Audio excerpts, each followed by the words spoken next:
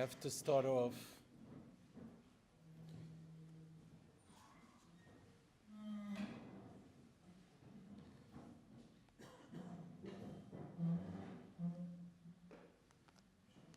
with the fact that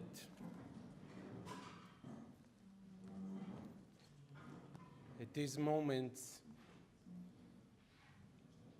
officially 10 years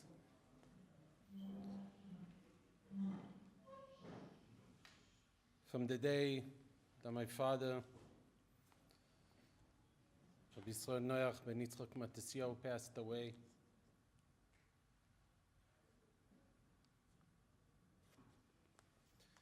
Looks like just yesterday.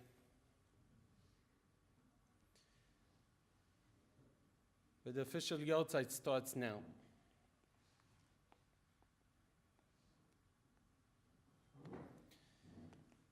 Technically, my father passed away along the night, meaning I was by him 12:30 at night. I came to say goodbye, because that day exactly my father-in-law came from America. I spent time with him. I felt bad, I didn't see my father that day enough. And I came that night. On the way home, I came to see how he's doing. Still remember him sitting next to the table on the wheelchair with the oxygen in his nose.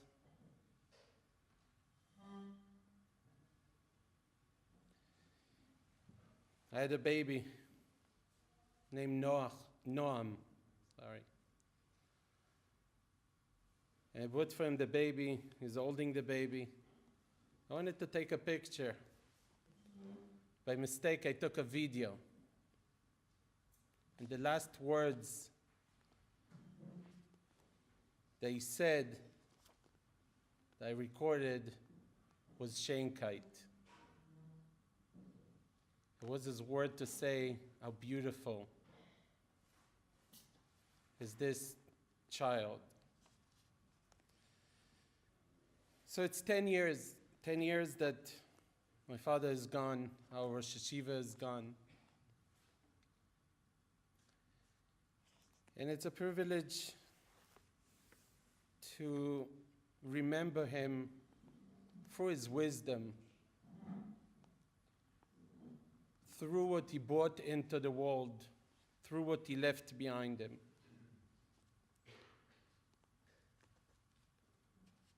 This class is about the 48 ways, so I'm not turning this into a memory class about my father, because I really feel that it's important to focus. I was asked to speak about the 48 ways.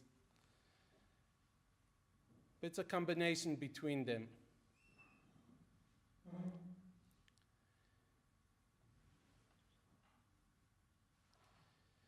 The wisdom that Kadosh Baruch Hu gives us is wisdom for life.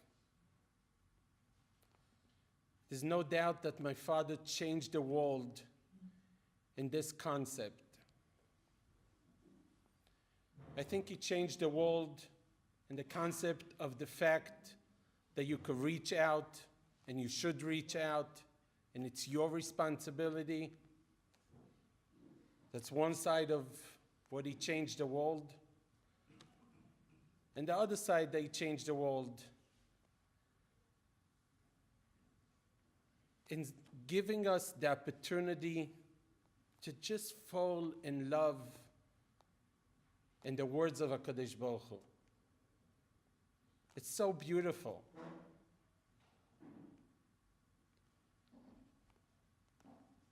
There's so many people, I think even until today, that's learning the 48 ways, that's even not religious. Even not Jewish.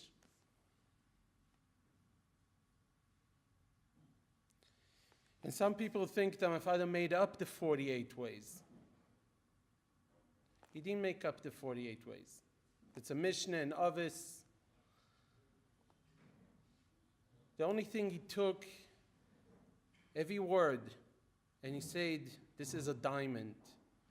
Let's stop and think. Let's try to get out the most out of it. Because every word of God, every word of wisdom, is so much for us to live life with that.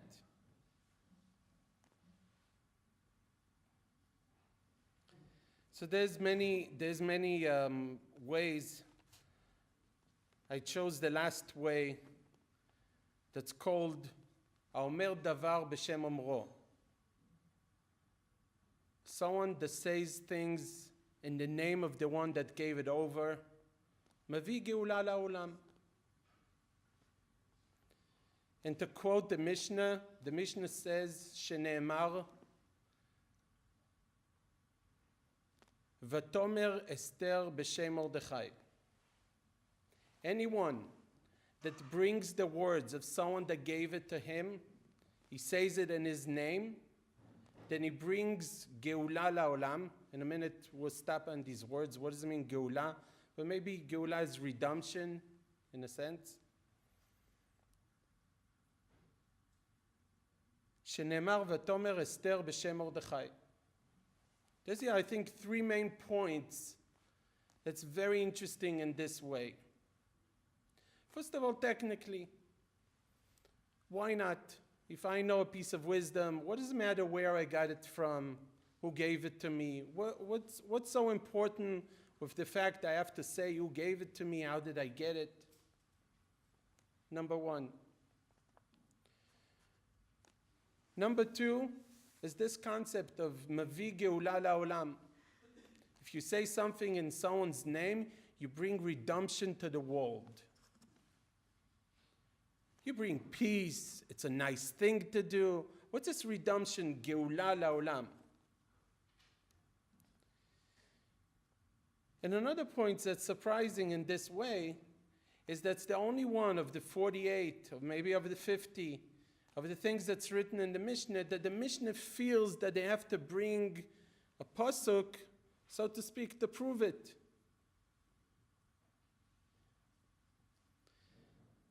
So let's go one by one. So the first point is saying something in someone's name. I say that the biggest mistake of Paro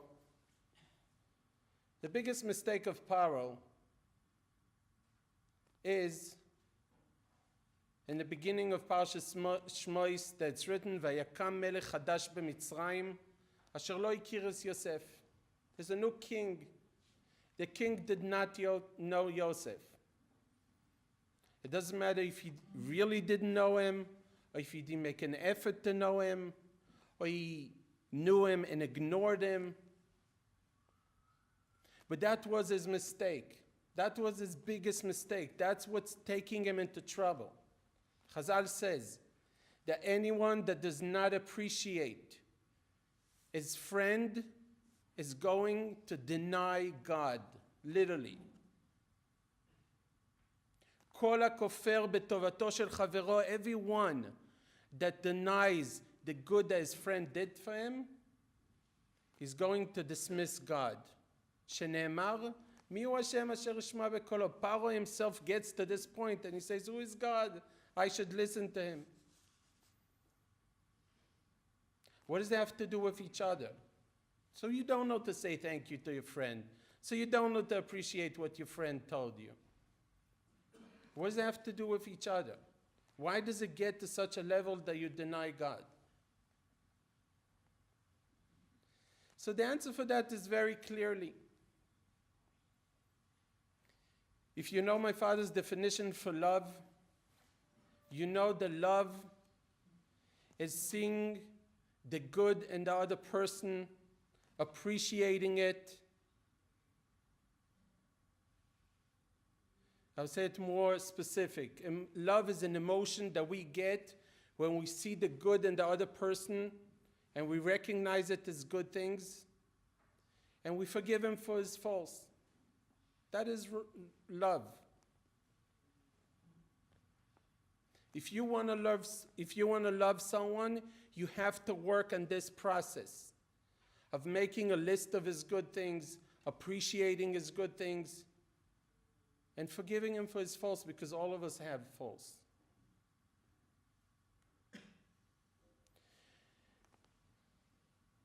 For to understand Hashem, you have to be an expert. It can't be just nice words.